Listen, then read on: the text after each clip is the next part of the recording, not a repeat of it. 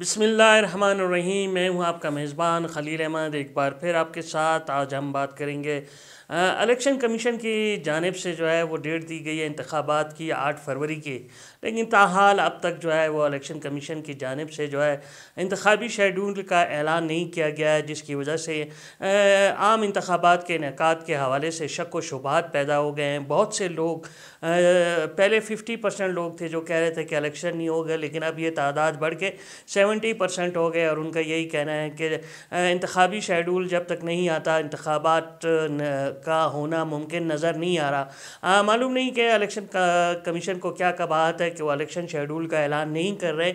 उनको अगर 54 रोज़ पहले करना है तो ये डेट 14 दिसंबर बनती है, इसके बाद 54 रोज़ रह जाएंगे और शायद कहा जा रहा है कि 14 दिसंबर को जो है वो इलेक्शन शेड्यूल का ऐलान हो जाएगा। लेकिन ये जितना जल्द कर दिया जाए उतना बेहतर है, क्योंकि इस हवाले से शक व शुबहात पैदा होना कोई अच्छी बात नहीं है। और तमाम मुल्क की जो सियासी जमातें, बड़ी सियासी जमातें, उनकी तरफ से भी जो है अब शक व शुबहात का इज़हार किया जा रहा है कि शायद इंतखाबात को जो है आगे ले जाया जा रहा है। कुछ इस तरह की ख़बरें हैं कि क्योंकि केपी और बलूचिस्तान में जो है मौसम सर्द होता है, लोग वोट के लिए नहीं निकलेंगे, दिन छोटे होते हैं।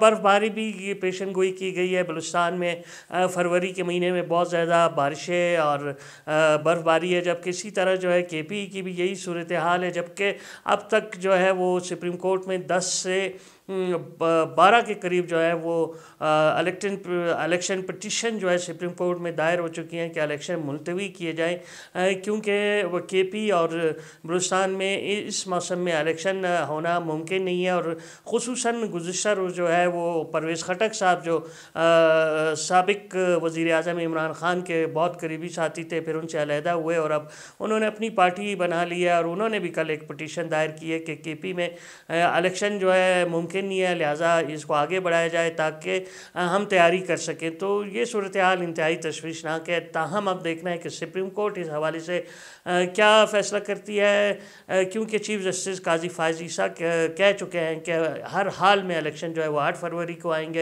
होंगे और वो इस हवाले से किसी किस्म की कोई उज़र या जो है वो बर्दाश्त नहीं करेंगे। इलेक्शन कमीशन को उन्होंने हिदायत की है कि वो 8 फरवरी को हर हाल में इलेक्शन कराएं। दूसरी बात जो अहम मसला है वो कोयटा शहर जो है वो कचरा कुंडी में तब्दील हो चुका है और गुज़िश्ता 10 रोज़ से जो है वो फ़ंड्स की अदम अदायगी के बायस जो है उसकी गाड़ियां बंद हैं, शहर से कचरा नहीं उठाया जा रहा है। और जबकि हाल तो यह है कि फायर ब्रिगेड भी जो है वो मुअत्तल है और उसके पास फ्यूल नहीं है, और अगर कहीं आग लग जाती है तो फिर बड़े नुकसान का जो है अंदेशा है। लेकिन मैं आपको बताऊं कि मेट्रोपॉलिटन कॉरपोरेशन जो है वो मेगा करप्शन का गढ़ है। अगर आप उसको 5 अरब माहाना भी दें तो ये शहर साफ़ नहीं हो सकता।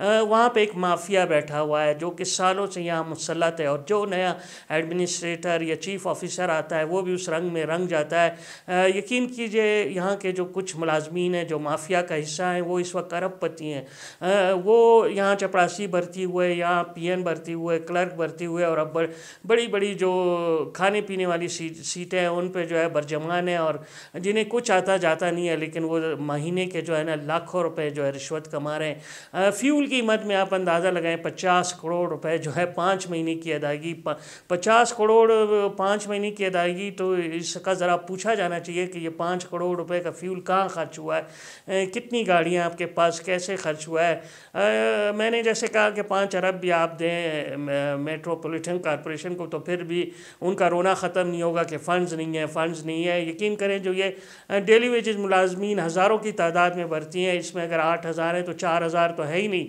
वो 4,000 की तनख्वाहें जो हैं ये तमाम जो अफसरान हैं वो मिल बांट के खा लेते हैं, जिसमें सुपरवाइज़र तक शरीक है। जो इस तमाम जो है लोगों की 20-20 हज़ार तनख्वाह है या 18-18 हज़ार रुपये डेली वेजेस की तनख्वाहें, उसमें से 4,000 अफराद की तनख्वाहें तो होती ही नहीं है, क्योंकि कोई बैंक सिस्टम नहीं है, बिल्कुल ये कैश की मद में होते हैं और बहुत कुछ हो रहा है। और आप देखें कि शहर का क्या हाल है।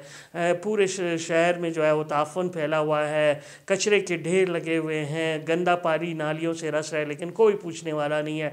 और जब पूछा जाए तो कहते हैं कि फ़ंड्स नहीं है, हमें फ़ंड्स की अदम अदायगी नहीं है।